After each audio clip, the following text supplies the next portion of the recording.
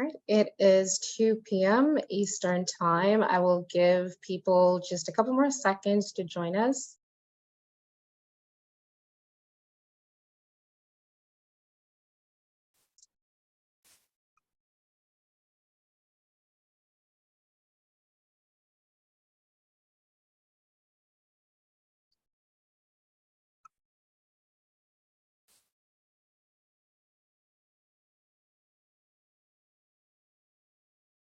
All right, good afternoon, everyone. My name is Dorina Cousins, and I am the Director of Membership here at ITS America. And while we wait to get things started, I'll just go over a few housekeeping items. And welcome to today's webinar, Digital Transformation Strategy for State DOTs of Tomorrow. So before we kick things off, just a few logistical items that I would like to share. If you notice, all participant lines are muted as we want to avoid any background noise that can interrupt our speakers in the session today. But we do encourage you to provide questions that you have in the Q&A pod, which is found at the lower toolbar in your Zoom screen.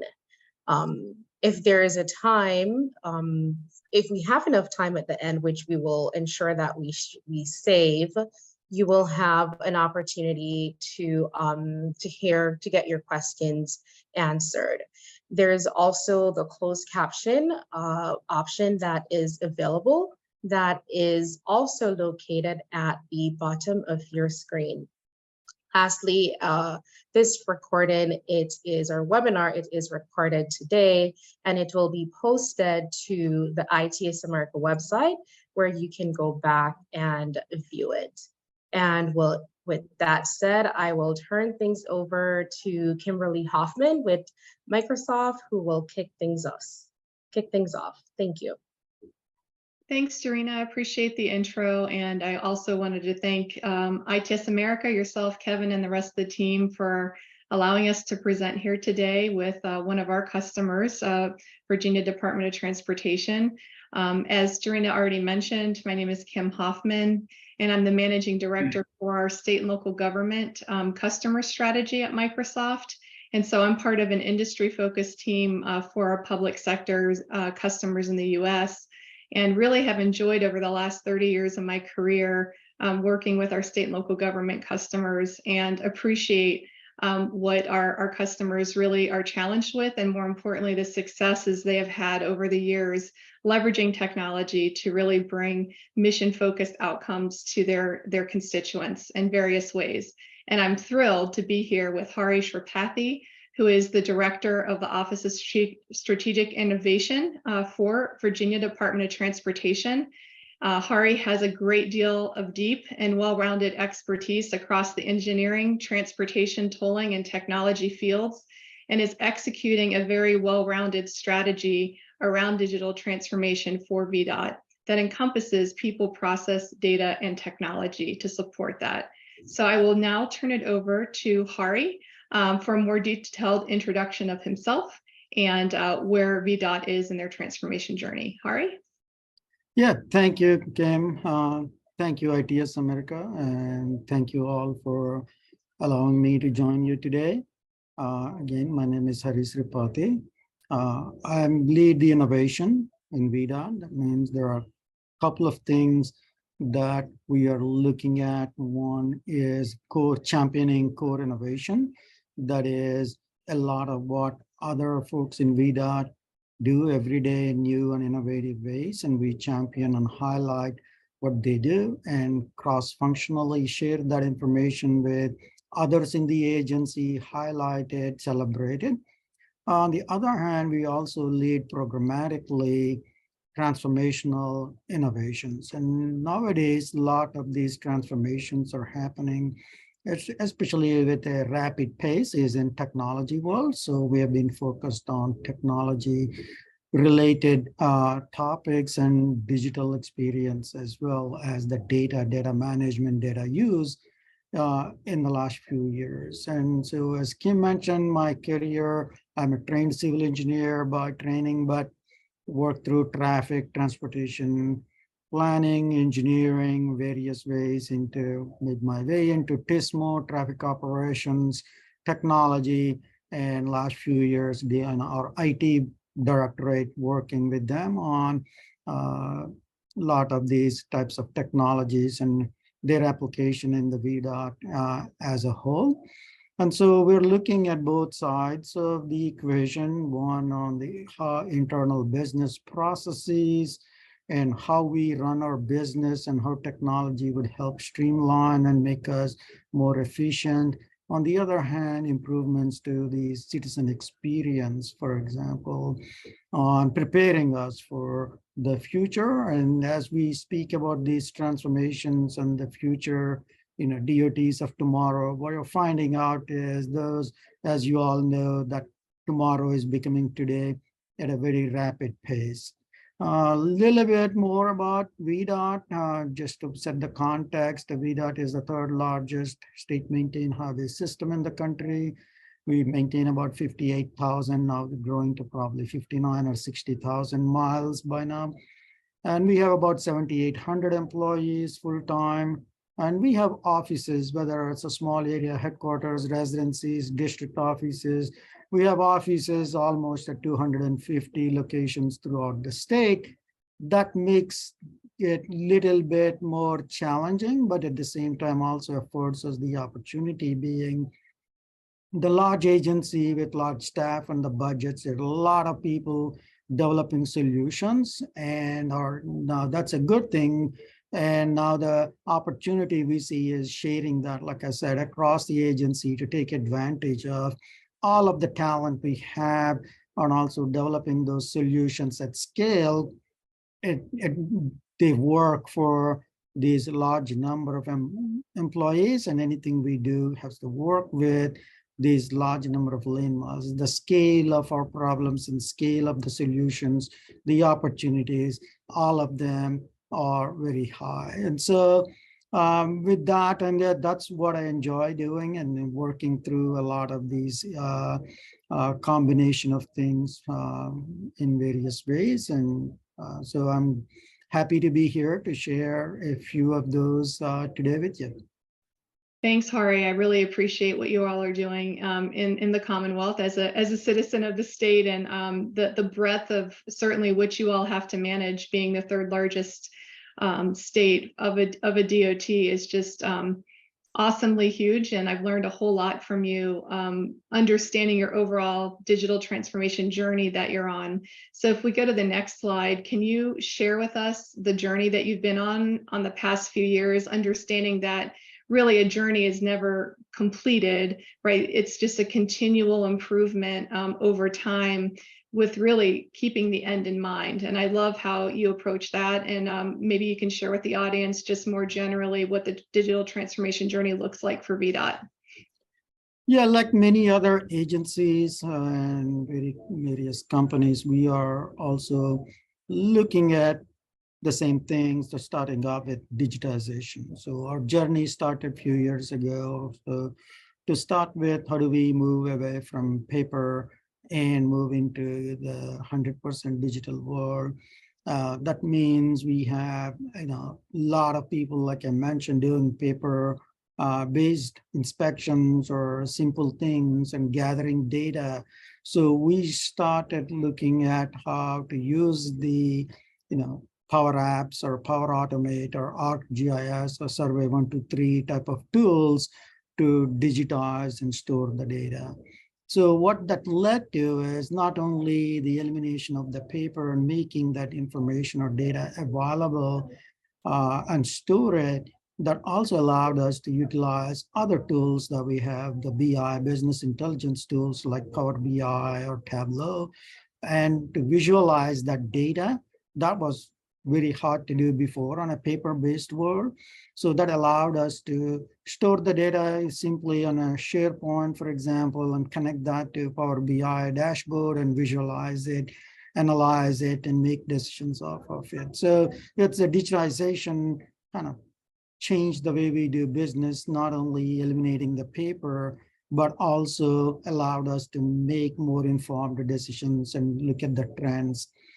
And also we started looking at our data and the systems and begin to transition them to our Commonwealth data center, from on-prem to the data center, as well as a lot of the cloud-based platforms, and started building, learning data lakes and building smaller data marts for various use cases.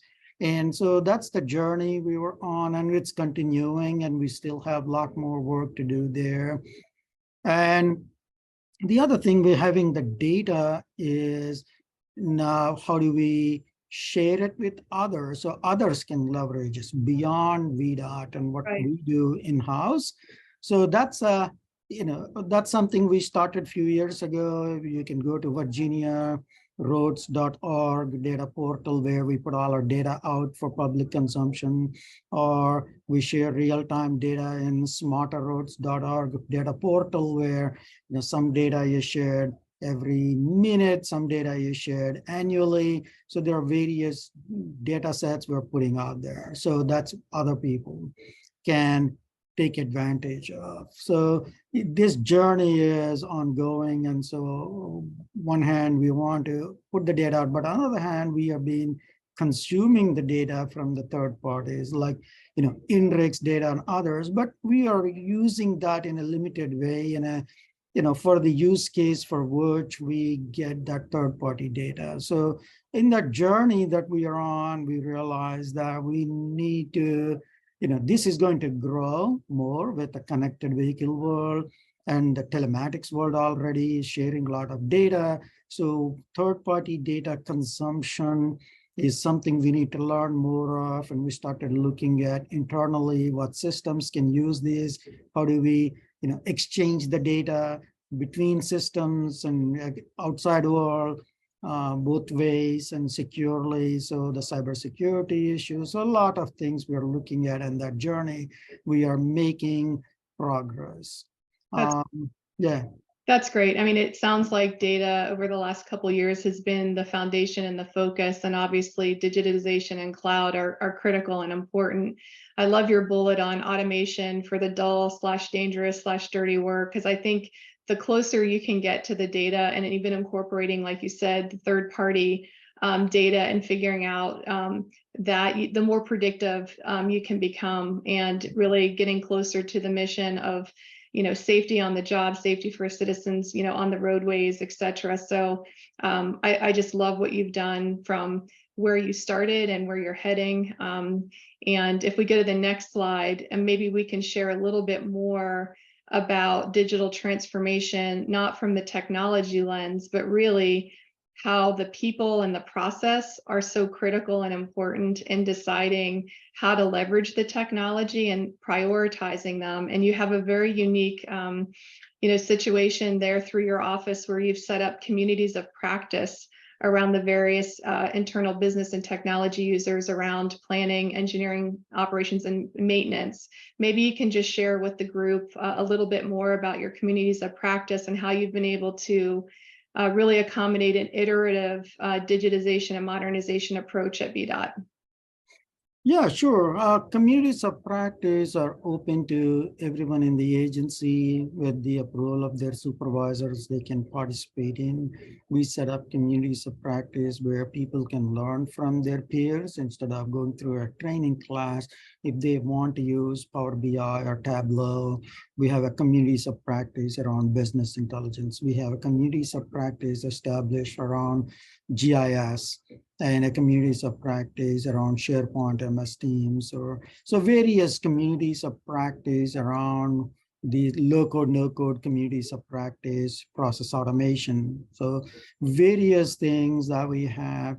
And so people, we use a crowdsourcing platform to crowdsource ideas for people that want to do, for example, a low-code, no-code app and automate something.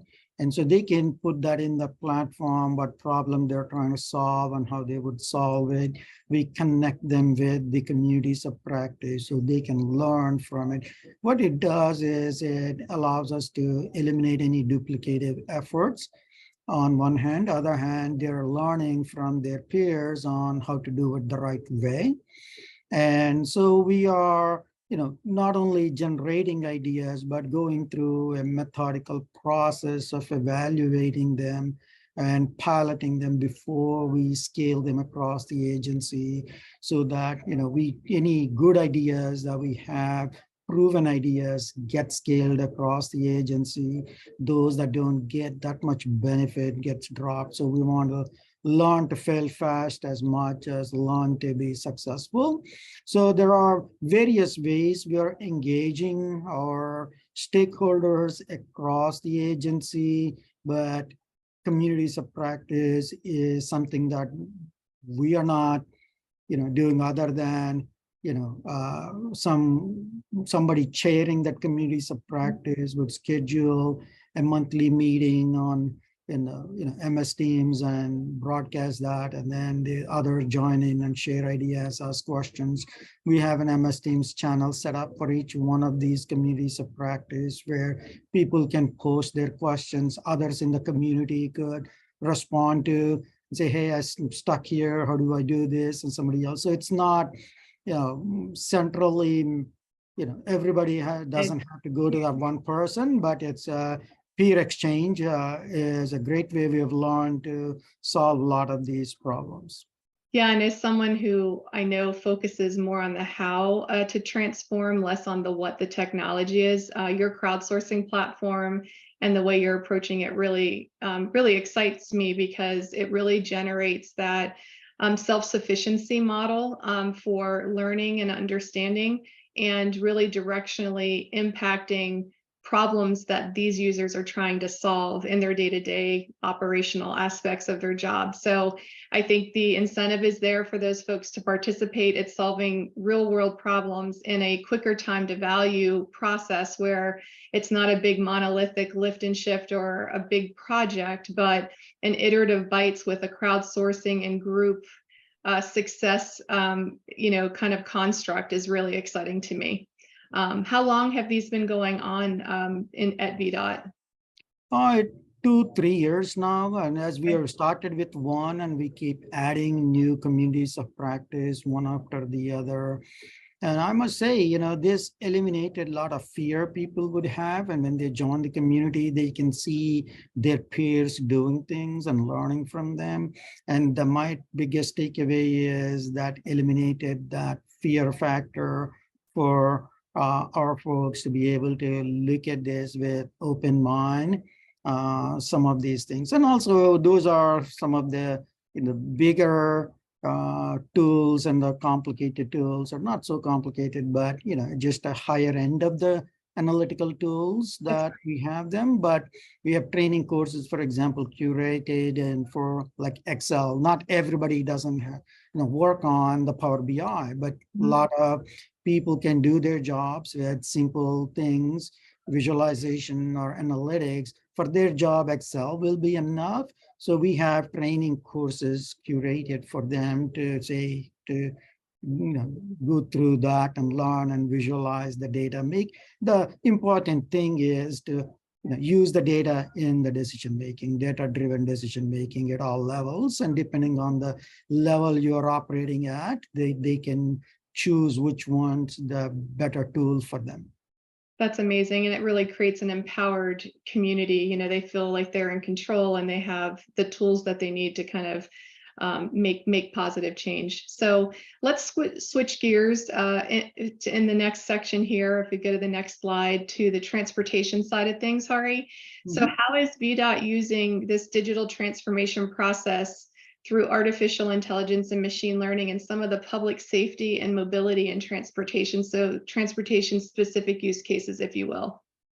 Yeah, so in that sense, machine learning and AI and a lot of that depends on the data, and data is the key to, I should say, good data is the key to the success there. And in order to get good data, we need to kind of go through the transformation journey that I talked about, the data availability and also good data and the foundational technologies that are needed to be upgraded. We focused on that first. And so there are some field hardware, backend systems, networks, like I talked about, some of the data lake or moving a lot of our systems to cloud to allow us to do some of the things that we need to do, and the cybersecurity and the transportation side of things. Cybersecurity is the real key there. And so we spent a lot of our time, hardening and upgrading a lot of that so that data that we get is trustworthy and useful. And we have various projects that are using data. We have a variable speed limit project on 95 that uses the data to not only previously the variable speed limits were set based on the speed at the time, but that particular project looks at each lane speed and harmonizing it. But not only that, but they use predictive algorithms to predict the speeds. And so it's allowed us to look at the data. So there are various projects that I could talk about today because of the focus of this. I would talk about this other project in the Metro DC area. We are looking at what we call regional multimodal mobility program. In that is an enhanced version of integrated corridor management that a lot of people are familiar with that concept.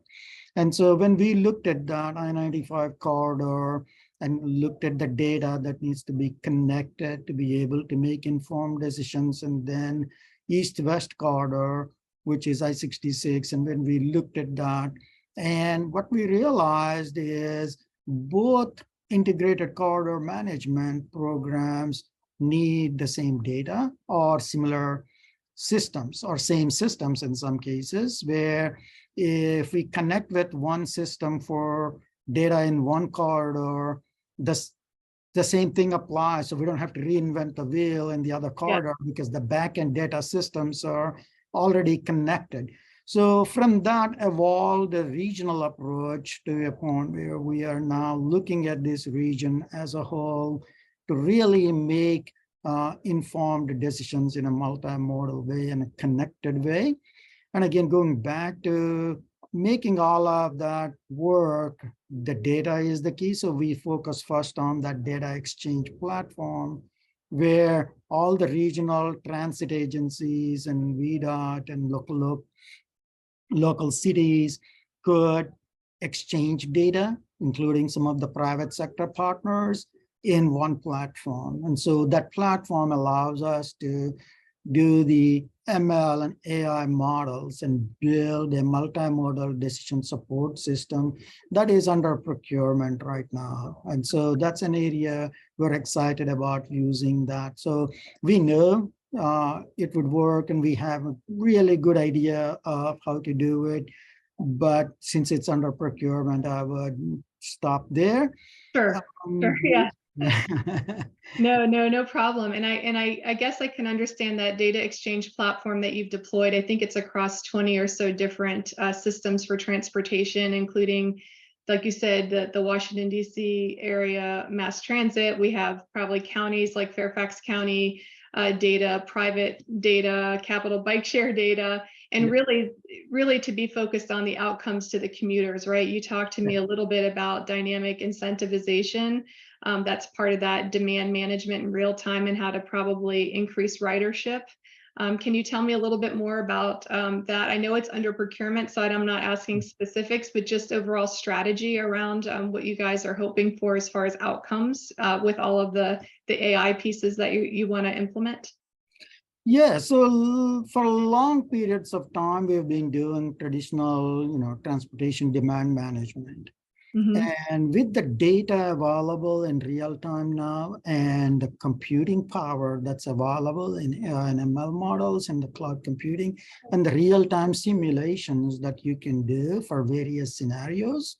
So we are looking at if there is a major crash that shuts down an interstate for long periods of time, or if you have 4 small events combined would create a regional impact. And so at that point, we need to manage the demand in real time. We cannot create additional capacity. And with the multimodal system we are looking at, we all of a sudden, we cannot get 10 more new buses from somewhere or 10 more new drivers to add to the capacity. Be able to move people. So we are looking at taking advantage of the real-time data that's coming in to manage the demand in real time through the dynamic incentivization program, where people would delay their trip or go somewhere else and stop at the nearby Starbucks or Panera Bread or go turn back home and go look at, working from home, telework that day, or do something else, go to the library. So various ways, either choose a mode from highway to another transit or some other mode, or delay their trip or avoid the trip altogether. All these options are available that we want to incentivize people. And part of that also, what I'm excited about is now the technology would allow us to look at the parking information and make that available part of the information we provide to our customers when they make those decisions. And so there is a rail network, there's a VRE parking available, and there's a train coming in the next X minutes. And so that's more better than saying, hey, just use train. Well, they don't know yet there's a parking available or not. So in this particular case, what we are looking at is the totally hardware-driven data collection to move to more infrastructure light or totally infrastructure-free way to collect that parking information is what we are attempting in this program. Where if you think about, our commuter lots, people don't go in and out like in an airport or a shopping mall. They all go in one way in the morning, come back and one way out. And so our approach to gathering and disseminating that parking information should be different than others. And so we are attempting, and again, it's under procurement, but I am really excited about the opportunity that AI algorithms and some of the data systems that allow us to not only count the cost, but kind of predict the timing at which the parking lot now will get filled. And so some of these things that, are really here, the technologies here, we just want to take advantage of, and at least on a pilot base, we're going to do this here, and then if it works, and we're going to expand that to the rest of the state in other places. But this is our focus as we call a pilot way in a small geographical area. And I say small, it's still, Metro DC is pretty big, and we're still dealing with 3 million population, every day. But it's still, a lot of opportunities, but also now we are at a point where we need to now move to actual delivery. That's right. I mean, you've established over the last few years, like you said, a great foundation, from cybersecurity, the hardening of your security, the data layers that you have control over and ingesting some of those third-party pieces. And this takes it to a whole other level of really, predictive and proactive, sorts of incentivizations and redirection, right, depending upon different traffic patterns. It's pretty amazing. And I'm excited to see, where this leads you as you kind of go down this path here. And speaking of net new proof of concepts and technologies that you all are working on, I had the great opportunity to participate recently in your digital twin workshop that you held with 2 of our Microsoft partners, ESRI and Bentley. As we were talking to you and the team and better understanding your strategy around the digital twin, outcomes that you're hoping to get, and then actually trying to dive into the business outcomes and the priorities for business use cases that we were discussing that day. Can you share with the audience your vision for digital twin and what this proof of concept execution means to VDOT in this strategy overall? Yeah, so again, digital twin, different people are using different definitions. And so we thought we level set first on what's our idea for digital twin is. And so which is kind of real, what the way we are defining it is, realistic dynamic representation of all our assets and to drive a reimagined operational experience. And the keyword that I would highlight is that reimagined operational experience. And so if you look at today's way of operating our highways or operating our business is dependent on what data is available and how siloed we are or what processes we have. So what we wanted to do is pause and look at that reimagined experience. If you were to eliminate all these silos and you have all the data connected and you have all the tools needed, how would we do business?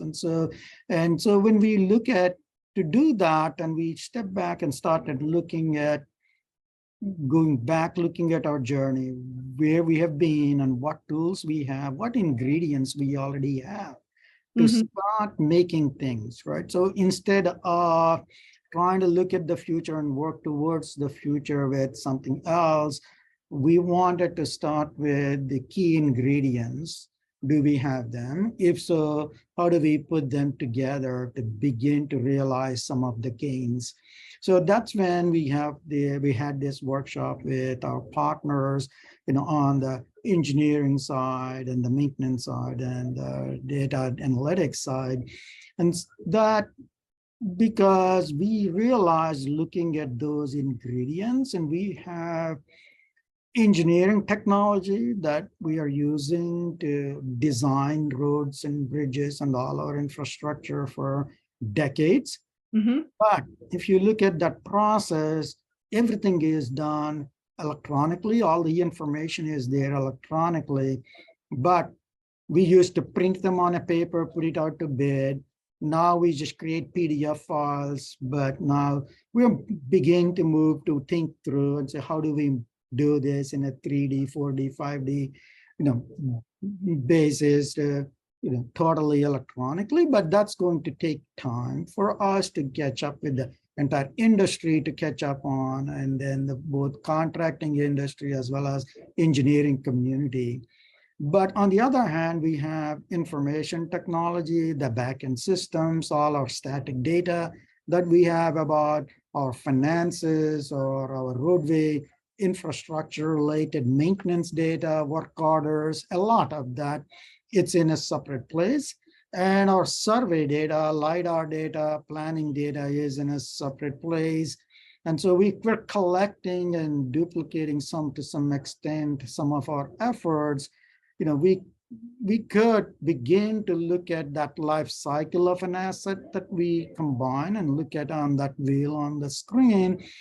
You have a lot of LiDAR data, survey data is collected, but the project is not done for 6 years to go through the whole planning, design, construction, operations phase. Right. So that data could be made available for maintenance folks. If the LiDAR data is collected, you can extract asset information from it. Today's technology world, that's possible. So, and the same thing when the design is done electronically, what type of asset information that we could take it, put in the layers and move them into some other electronic format that's make it available for our maintenance and operations folks, whether it's in ArcGIS layer or it's in Azure database, wherever it goes, we see an opportunity if we can figure out a way to take that electronic design data, where the pipes are, where the guardrail is, instead of going at the tail end of the project, collecting that information again,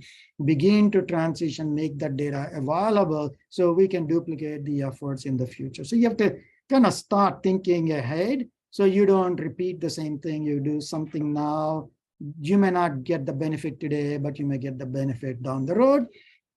But also some things like right-of-way layer. If you buy the right-of-way for a project, that layer, that data is transitioned to maintenance, they know where the right-of-way is, or they know where the new pipe is going to be. At least to some extent, we can begin to look at that. So that whole data for asset life cycle we're looking at. So those are the kind of two ways we're looking at. One is upskilling and combining all these technology folks and bring them together, both IT, electronics, and engineering technology. Electronics world, we have a lot of sensor data out there. We're buying third-party data for a lot of this.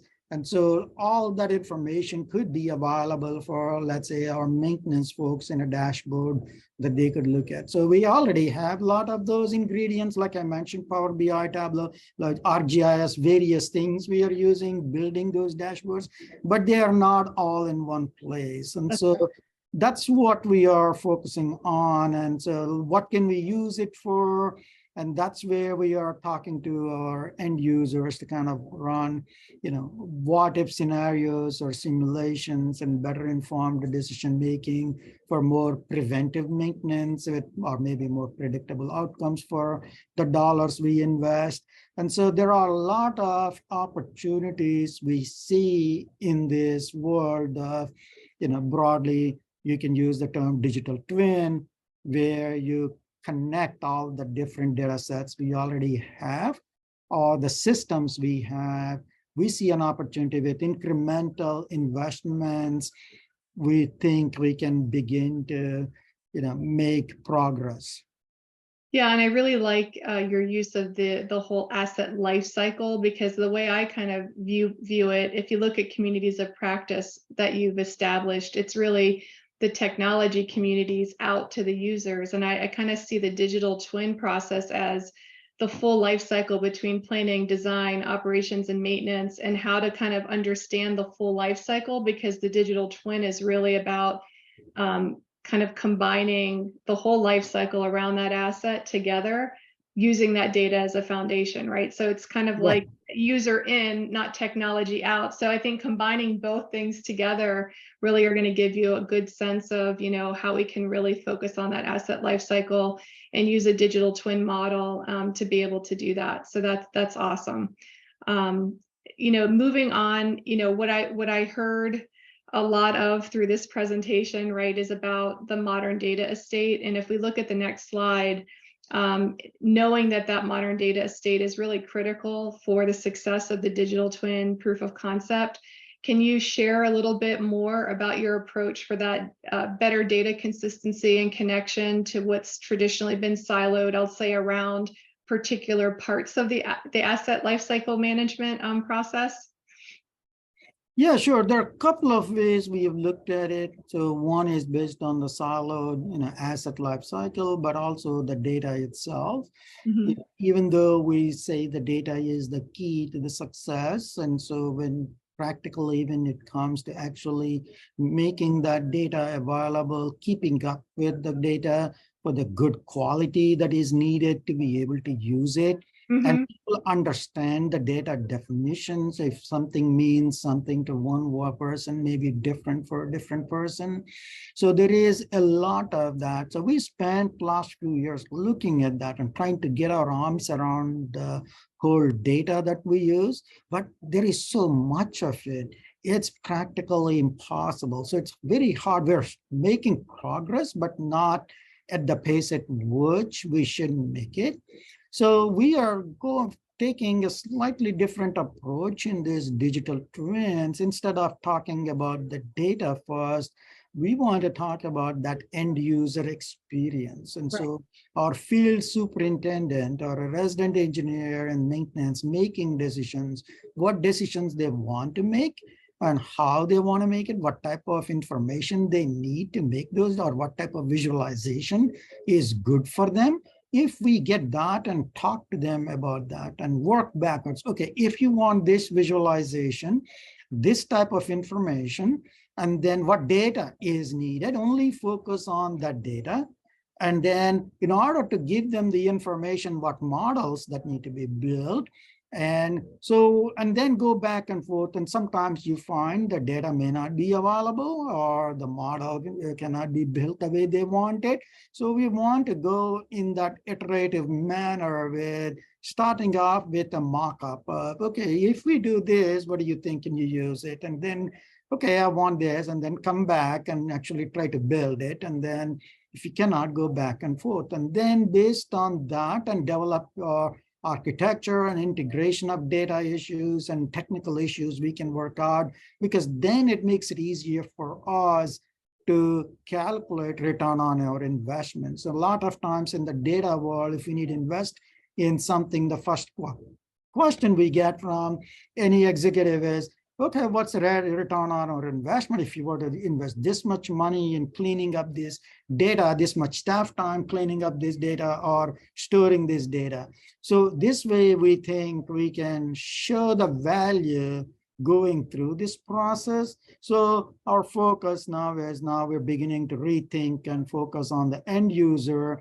And also we're looking at, yes, sometimes it's good to have something, but if you cannot keep up with the data going forward, then there is no point in doing that one time, because then you have to spend so much time every time somebody wants something. That's part of what we are doing. We do have all the ingredients, like I said, every time we analyze something or every time we do a dashboard, it changes. Now you have to go back and do it. So we want to do this, pick this process through which we pick the assets, data on types of assets we want and what type of data we want, that we can automate to some extent through advances that we see in ML and AI through image analytics or data, LiDAR analytics. There are so many things that you can get the condition asset information on, or third-party data, connected vehicle world. Vehicles are collecting data,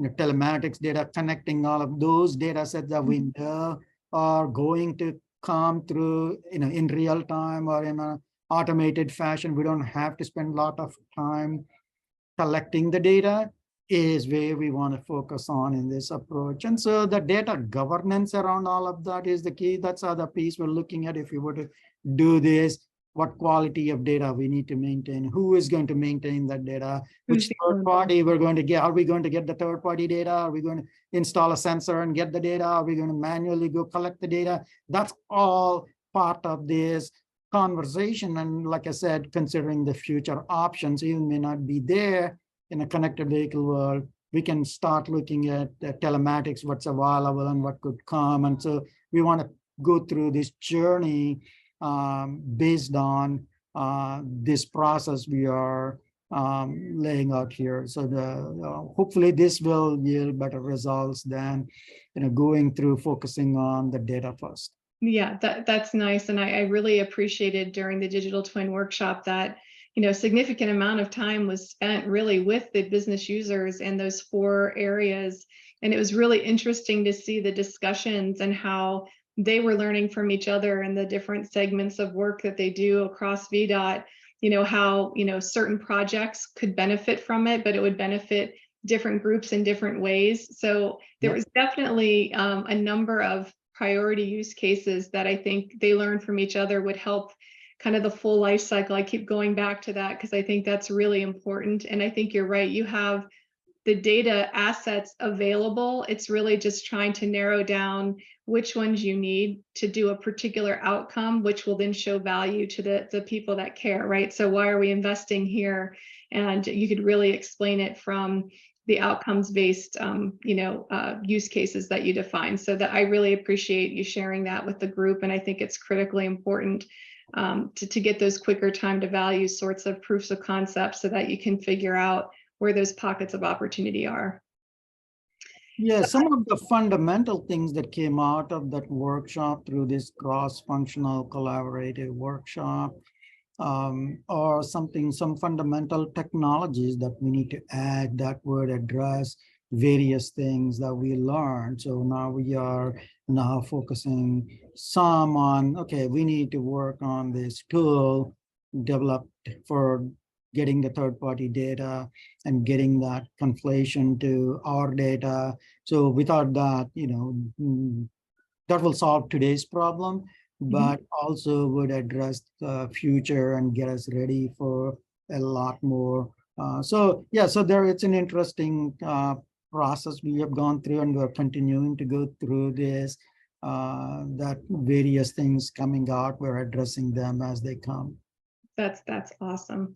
And so as we kind of close and leave a little bit of time for Q&A, do you have any parting words of advice for the other DOTs and customers out there as they're going through their own digital transformation journeys? Just some lessons learned. You've been on the journey for a while and will continue, but just thought you might like to share some of your parting words of advice to the group.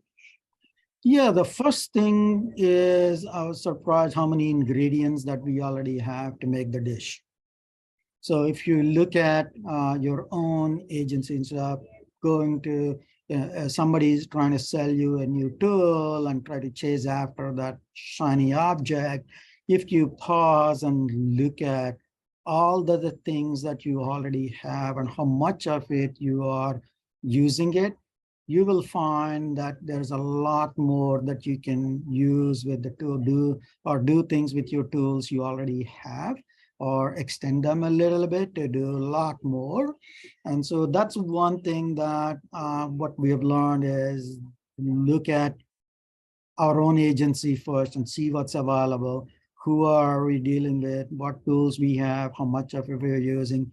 Where we have data, and how our own internal workflows are, and where are some of these disconnects, and figuring that out would be one thing. And the other thing that I would look at is, some of the members that are on this call, a lot of them have technology background and engineering background. So coming from ITS world, you can stretch yourself to look at both sides, and the engineering side and the maintenance and operations side.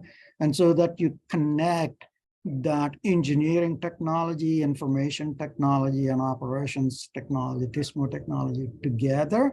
If you look at it, there are a lot more opportunities out there to make things happen in a simple way if you can break down those silos. And so, of course, that's going to be the biggest challenge, to break down silos in any agency. But if you can begin to work towards that and create an initiative and start talking, it may take some time, and we're still talking, we're still making progress, and by no means we have not figured it out yet, but we are on that journey of still figuring things out and slowly taking those baby steps. So that's the other thing that I would suggest. It's this thing, whether it's a digital twins or digital transformation, it's like in eating an elephant. You're not going to be able to do it all. With the rapid change at which the technology is changing, and so by the time you figured out, something else have changed. So it's important to keep moving and taking those baby steps and connecting to solve today's problems, making those tactical decisions, but at the same time have that strategic mindset, strategic view, have that cone of vision. As long as you're moving within that cone somewhere, you'll make progress. And so that's how we are approaching it. That's great. Thanks for that. And I know we wanted to leave a little bit of time for some questions. I do see 3 questions in the Q&A, Hari, and I'll just read them in the order that they came in. So Chris Alfano had asked, are you using the Azure Synapse as your data warehouse? So the question was more around what you're leveraging for the technology there. Yeah, so we have an internal team that's just looking at for the last year or so. Before that, we have tried to use a couple of other cloud platforms, and we do have Azure data warehouse where we have a lot of data, but we are beginning to use it probably, I would say 6 or 9 months ago, Azure Synapse, and begin to build the data pipelines and analytics. And so it's a powerful tool. We are still testing various things, and our data science team is looking at, drag and drop models within the Azure Synapse versus writing the code using the notebooks. And so various ways we are using and comparing and developing those best practices to share with the rest of the agency, data scientists and data analysts, to find those best practices. And so that's where we are. Not only we are using it, but now we are just about to get started on documenting best practices using these tools. Got it. Thank you for that. Dylan Alderson had a couple of questions specifically around the digital twin. He's asking what software is currently being used for the digital twin environments, and what data sets are being used to create the road networks in these environments, specifically for the creation of these environments. Yeah, we have not picked one software or the other. We are, like I said, we are looking at the ingredients first, what we have. We are Bentley users for all our design, and we are an ESRI, big time ESRI user for all our GIS. And we have a lot of Azure warehouses, Microsoft Teams, Microsoft, the products like Power Apps or the Power BI. So a lot of tools that we have, we want to utilize instead, and we want this to be a VDOT digital twin. To make it, if you think about this digital twin, it should not be a one vendor or two that you rely on. If you think about all your asset data forever, you want to be, keeping that history. So we want to separate out the data and also modular basis, or use case that we are beginning to start with. For example, resiliency may go down a different path than maintenance needs are totally different. So our current plan is to make it modular and connect. So we want to move the data, learn to move the data, for example, Bentley to ESRI or Bentley to Azure seamlessly, or connect Azure. If you build a Power BI dashboard in, then can you display the dashboard on an ArcGIS platform somewhere? So our frontline people that have access to whatever the visualization tools. And so we want to define those. And so that's it. Like I said, we are now beginning to go back and start with our end users and start with them and say, what do you want? How do you want to see it? And so it kind of taking a step back, but I think in the long run, that would help us. And so that's where we are in our journey. Now we're taking a step back, having another round of conversations with the real frontline superintendents and resident engineers and district maintenance engineers, or our operations folks and research teams, and what they want. And then hopefully by solving some of these backend technology tools and developing these backend technology connections would allow us to do certain things. I want to be able to, let's say tomorrow somebody wants to use Tableau because they're already using it. They should be able to take the Tableau dashboard and display it somewhere, not 100% locked in with Power BI. Right. So that's what I would suggest for anyone looking at is look at it from see if you can do it on a modular basis. I don't know if we can end up that way or not, but that's our attempt at doing that. Yeah, and I think it's more a platform approach than a closed environment sort of approach, right? So if you have an open enough platform where you can interconnect the things seamlessly together and really be able to adapt and scale according to how your use cases end up growing or changing over time. And we'd also talked about data sets that you may not have yet that you would like to add in the future, things around sustainability and water and all of those pieces, right? So you want to have something open enough to be able to do that scale and adaptability as well. A couple more questions. I know we have about 7 minutes left, so I'll try to make sure we get to the rest. One anonymous attendee asked, they appreciated your great PowerPoint and asked to elaborate on some examples about digital transformation for capital projects within DOT. Any examples for AI applications in this space? We are looking at, when you say capital projects, large scale projects that you could, we are looking at mostly, on the maintenance side, for example, assets, payment deterioration, how well our payments are deteriorating, maybe is an example of the model that we're using.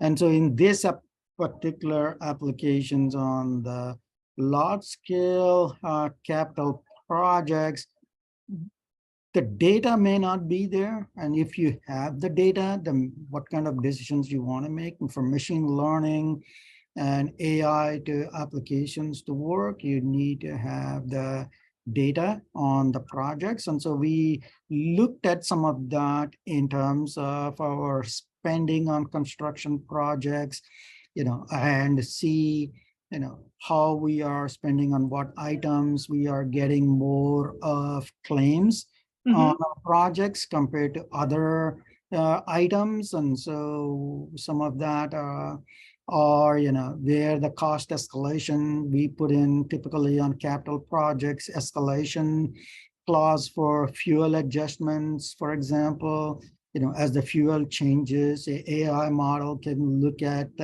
future predictions, may give you some, we've looked at that to some extent and see, what's the future prediction of gas prices or fuel prices, and how would that affect our program?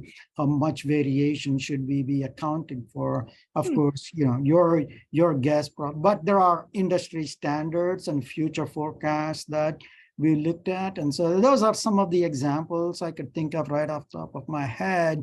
If you have your construction database, that's a huge, gold mine for somebody to dig in and look at the projections and the costs and the claims and various things. And you can set up your cost estimating for the future. That's an area where we are looking at as well. That's great. Thanks, Hari. One last question in the window is from John Contestable. Are you working with a local university on this effort?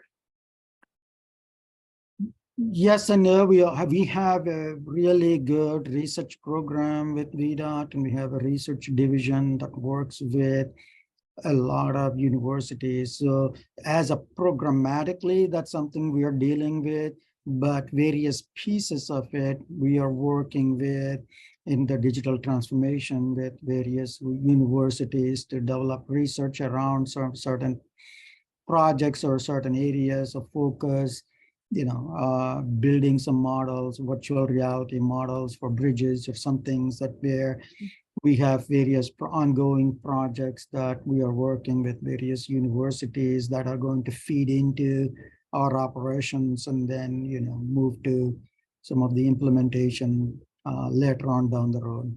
That's great. Thanks for sharing that, Hari. That are all the questions that I see in the Q&A, unless someone from the audience has an additional question.